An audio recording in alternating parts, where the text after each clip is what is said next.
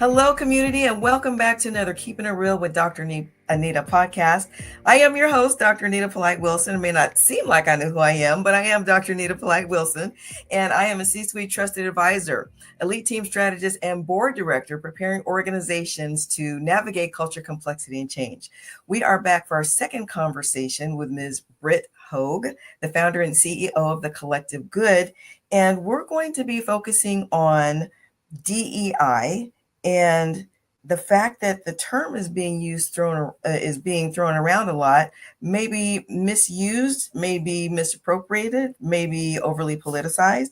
So, Britt, in your estimation, tell us, what does DEI really mean? We know that the words stand for diversity, equity, inclusion, but what's your take on DEI?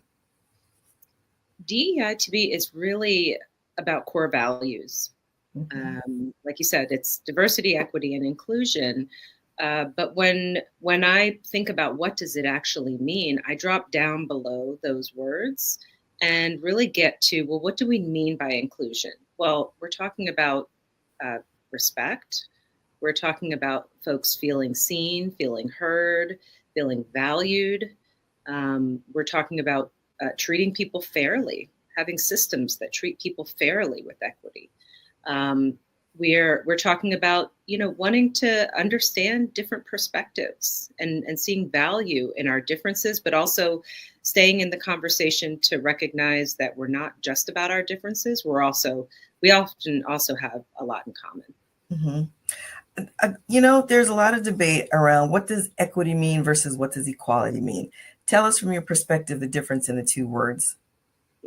So there are a lot of really great graphics out there that I think do a great job of explaining, equality is treating everyone the same. And that would be great if we had always had equality and everyone had always been treated the same, then we can continue just treating everyone the same. The problem is that we haven't treated people the same and that not everyone has the same abilities. It's not a level playing field. So if we treat everyone the same, we're not going to everyone doesn't have the same chance for success. And so what we're trying to do is create opportunities that level the playing field a little bit more. And sometimes that means giving one group or one person a different type of access or a different opportunity. And that may seem like we're creating another unfair advantage. But again, the problem is that we have a history of unfair advantages. And so now we have to try to right that. So equity is about giving folks what they need to be able to succeed and thrive. And often, what we find is that when we do give people what they need, they do go the extra mile and make the most of it, and they're able to thrive. And so it's just a matter of acknowledging that and acknowledging that equality, is not enough. Why do you suppose that it's so controversial for people to understand the distinction between equity and equality? Well, I think you mentioned the word politicized before, and I think that unfortunately, that's part of it. I think there has become this conversation around focusing on, it's a zero-sum game. And if we give one group more, that means we're taking away from everyone else, and that's not fair. And I think instead what we should do is we need to shift that to, it's not a zero-sum game. We can expand the pie, we can give them what they need, and you can still get everything that you need. You can all succeed. And, there are a lot of statistics out there that say, when we are operating through a lens of equity, we actually see that the economy as a whole gets better. We all do better when we ensure that everyone has what they need. Where does meritocracy fit into all of this? I think it's still part of it, right? We're still looking for results. We're still looking for everyone to do their work. We're enabling people to do their best work. I love that, in a time when we're seeing some companies draw down on or pull back on DEI, you have organization like JP Morgan Chase, where the CEO said, we're going to double down on DEI because our results got better when we started doing DEI. So it's still about results. It's still about ensuring that folks are doing the work that they've been hired to do. But it's a matter of, when we are able to give folks what they need to do their best work, that really is enabling those results and that merit. To your point about some organizations doubling down on doing the work, last year I stopped, presenting the data about why it's important. I started asking the question, what's your why not? There are too many data points that suggest why you should. So let's have a real conversation. This is Real Conversations from the C-Suite. I'm encouraging my clients and prospective clients, let's have a real conversation about what's your why not.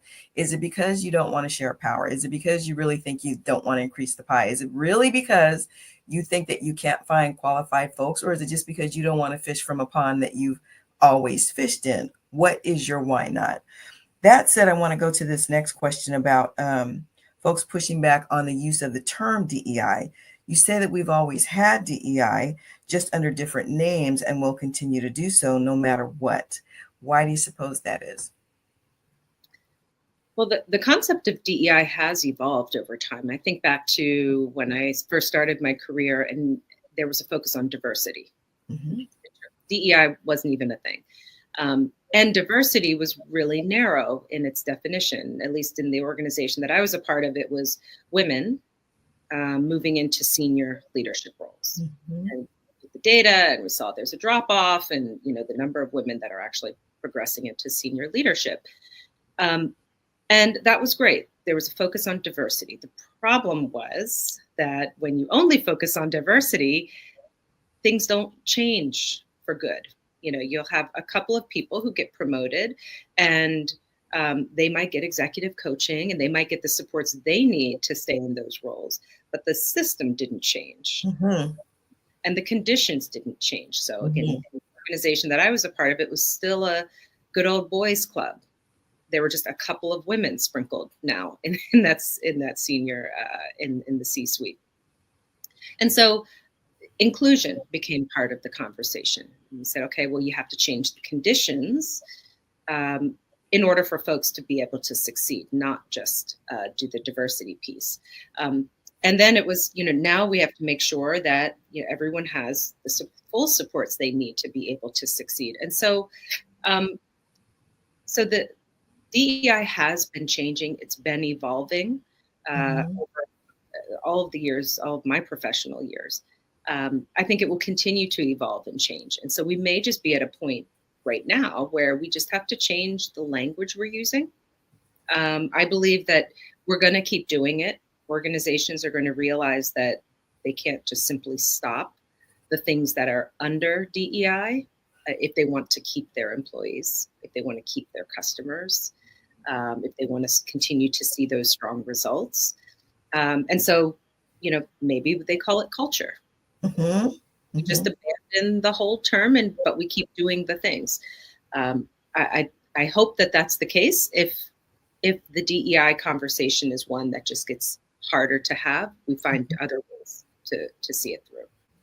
I agree with you. I've noticed the evolution since me personally, since the decision about affirmative action on the college campuses by the Supreme Court. At that moment, I knew that it was just going to be a matter of time until the evolution reached corporate America.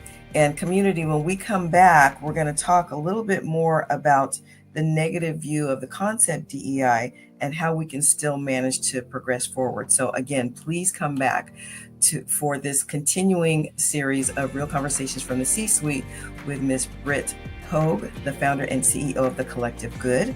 If this conversation was beneficial to you, please add your comments and share it with your network on LinkedIn. And as always, I'm going to ask you to stay in the flow with me, follow, like, and overshare any conversation that helps you to reframe hot topic conversations from difficult to different. Until next time, this is Dr. Anita reminding you to stay blessed and keep it real.